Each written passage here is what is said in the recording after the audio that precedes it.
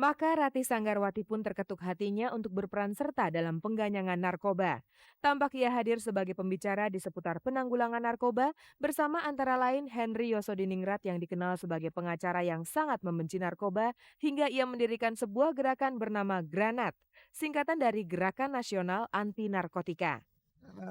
Maraknya narkotika ini sudah sampai di mana-mana gitu, bahkan di daerah kecil pun.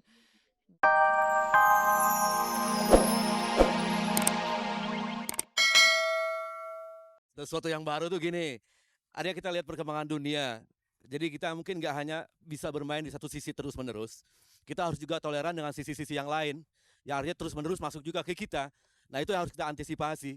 Di antaranya world music misalkan, orang sudah menoleh sekarang pada musik-musik etnik. Nah kita kan kaya sekali musik etnik gitu. Dul Sumbang sendiri musik popnya berangkat dari etnik sebenarnya. Nah kenapa sekarang nggak kita eksploitasi lebih lanjut mengenai musik etniknya? Tanpa meninggalkan ciri khasnya Dul Sumbang tetap. Nah itu yang kita bikin ramuan baru dari situ kira-kira.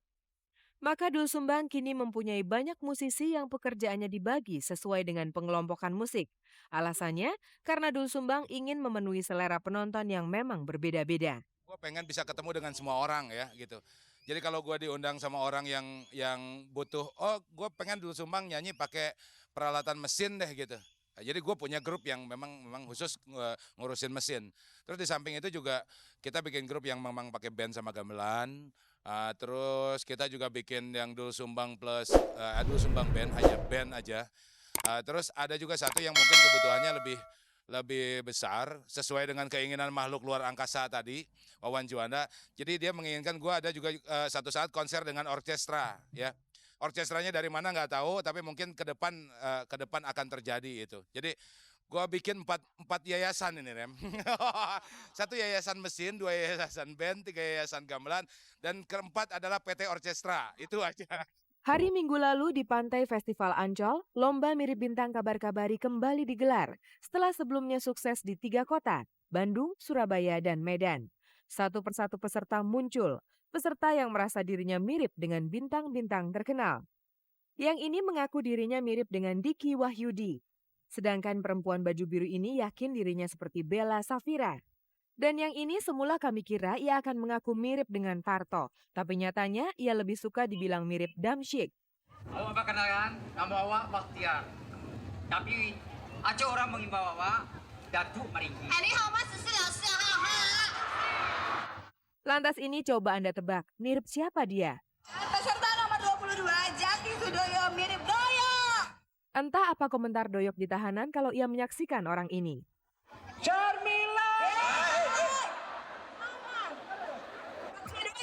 Akunya doyok. Kalau sakit kepala, palanya.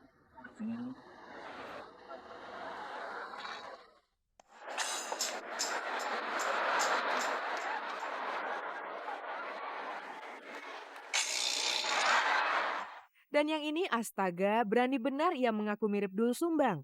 Dul yang asli badannya jauh lebih besar. Lagi pula, apakah ia bisa menyanyi? Dia jujur. Aduh. Peserta tadi memang sangat nekat. Mungkin ia tidak tahu Dul Sumbang yang asli hadir ikut menyemarakan acara ini. Kemudian juri harus memutuskan sepasang pemenang pria dan wanita dalam lomba mirip bintang ini. Keluar sebagai pemenang adalah ini dan ini, yang konon mirip Syarmila dan Diki Wahyudi. Yuliana sebagai Sarmila. Diki Wahyudi. Rudi Triyono. Bersama-sama dengan pemenang-pemenang dari 3 kota lainnya, Bandung, Surabaya, dan Medan, di mana beberapa waktu lalu lomba mirip bintang kabar-kabari telah diselenggarakan di sana, mereka akan diundang untuk menghadiri acara Panasonic Awards 2000 tanggal 17 November nanti.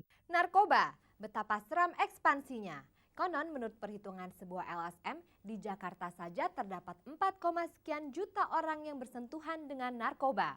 Maka Rati Sanggarwati pun terketuk hatinya untuk berperan serta dalam pengganyangan narkoba.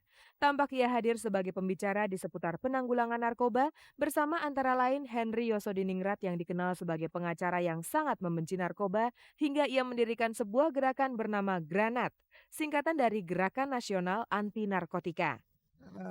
Maraknya narkotika ini sudah sampai di mana-mana gitu, bahkan di daerah kecil pun. di daerah kecamatan pun sudah dijangkau oleh mereka. Itu yang membuat saya ya ikut bergabung dengan Granat ini. Artinya, Ratih Sanggarwati sudah menabuh genderang perang melawan para pengedar narkotika. Henry Yosodiningrat yang sangat garang mencari para pengedar itu sudah mengalami kerasnya tantangan. Dan saya sudah coba diteror secara fisik ya. Mobil saya diberondong peluru dan sampai sekarang mobil saya itu masih belum saya ganti kacanya. Ratih Sanggarwati tentu tahu resiko itu, makanya ia tetap bergabung dengan Granat. Bahkan ipar-ipar saya, teman-teman saya selalu bilang, aduh Mbak ya hati-hati dong berorganisasi seperti itu gitu. Tapi menurut saya kalau semua orang takut gitu, semua orang takut ya kita bukan hal yang salah loh gitu. Kita bergerak di hal yang benar gitu. Kalau semua apatis, semua acuh tak acuh itu bukan masalah kita nggak usah ikut-ikutan. Ya kalau semuanya punya pikiran seperti itu hancur negara kita gitu. Jangan takut melawan kejahatan, apalagi melawan pengedar narkotika yang secara pasti menghancurkan jiwa manusia. Demikianlah Henry Yosodiningrat memompa keberanian kepada para anggota Granat. Ya kepada seluruh anggota saya katakan tidak usah takut. Dan kalau akan menjadi sasaran tembak, saya yang akan menjadi sasaran tembak. Dan saya nggak usah terlalu dikhawatirkan, saya menyerahkan diri dan nyawa saya kepada Allah. Dan termasuk keluarga saya pun saya serahkan kepada Tuhan.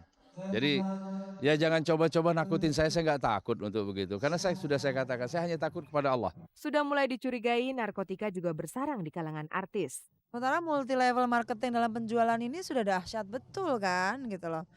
Ya kan, jual 4 dapat 1 umpamanya seperti itu kalau nggak salah. Terus terang, Ratih Sanggarwati merasa kesulitan untuk mengungkap peredaran narkotika di kalangan artis.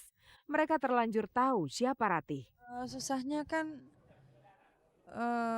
untuk orang-orang yang memang anti narkotika itu kan memang sudah dijauhi duluan sama mereka yang memakai ya. Jadi sebetulnya untuk memasuknya emang agak susah ya karena mereka sudah defensif duluan. Apakah selain Ratih Sanggarwati, artis-artis juga prihatin dengan maraknya narkotika? Tentu jawabannya beragam. Tapi Henry Yosodiningrat akan jalan terus menggasak para pengedar narkotika tanpa keterlibatan artis. Ia terus terang kecewa karena tidak banyak artis yang hadir pada peringatan 1 tahun eksistensi Granat tanggal 28 Oktober lalu. Dan hari ini saya kecewa dengan artis ya. Sekian banyak artis yang kita undang untuk berpartisipasi, untuk mengambil bagian dalam kesempatan ini. Polwan aja 40 sekian orang yang dikerahkan oleh Mabes Polri, diperintahkan Kapolri. Tapi artis hanya 2 orang. Koni Konstantia yang memang pengurus, kemudian yang di luar pengurus Denny Malik. Ya, yang lainnya nggak ada. Alasan klasik, syuting, segala macam. Ya silakanlah. Ya, jadi Granat bukan mengandalkan artis, tanpa artis kita jalan kok. Nggak ada apa-apanya lah gitu. Pemirsa, kembali kepada Ratih Sanggarwati, akhir-akhir ini penampilannya sangat lain dibanding sebelumnya. Ia dulu seorang model yang sangat bebas berpakaian sehingga tubuhnya yang indah terekspos. Tapi sekarang, tubuh itu dibalut dengan busana muslimah ini. Enggak, memang kepingin aja gitu. Boleh kan kepingin ya. Kepingin dalam artian bahwa saya sudah berpikir bahwa sudah saatnya gitu ya saya memakai kerudung seperti ini dan mudah-mudahan bisa seterusnya insya Allah. Ada target tertentu mungkin? Nggak ada target tertentu, nggak ada pencapaian image tertentu.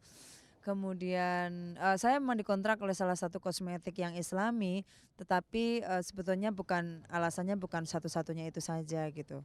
Itu hanya jalan gitu ya, jalan menuju ke sana. Bagaimana komentar sebagai teman terhadap perubahan ini? Kok Ratih jadi begini, Ratih jadi aneh atau gimana gitu ya. Nggak apa-apa gitu. Mereka punya hak untuk ngejudge seperti itu juga, tapi yang lebih penting bahwa makin lama makin juga tersaring, teman-teman bergaulnya itu makin lama makin tersaring gitu juga. Mengenang masa lalu Ratih adalah seperti menyaksikan taman aneka bunga. Di bagian sini ada bunga warna ini, di bagian sana ada bunga dengan warna lain, dan seterusnya. Itulah keragaman hidup yang telah dijalani Ratih. Saya sangat menikmati kok. Kalau saya mengenang zaman dulu tuh saya happy sekali. Senang sekali gitu bersama Anda waktu itu. Sering sekali kan. Funky ya? Lebih funky. Asik banget ya. Jadi begitu. Semua ada bagian-bagian dari hidup saya dan saya sangat menikmatinya. Dan sekarang Rati Sanggarwati memasuki bagian hidupnya yang lain. Katakanlah bagian hidup religius yang membukakan kesadarannya bahwa Allah telah memberinya banyak dalam hidupnya. Menurut saya sudah diberi banyak sama Allah ya. Saya diberi banyak kesempatan sama Allah gitu. Sepertinya kok kayaknya ada satu hal yang diwajibkan kok saya belum bisa penuhi. Maka satu persatu ia penuhi kewajiban-kewajiban itu.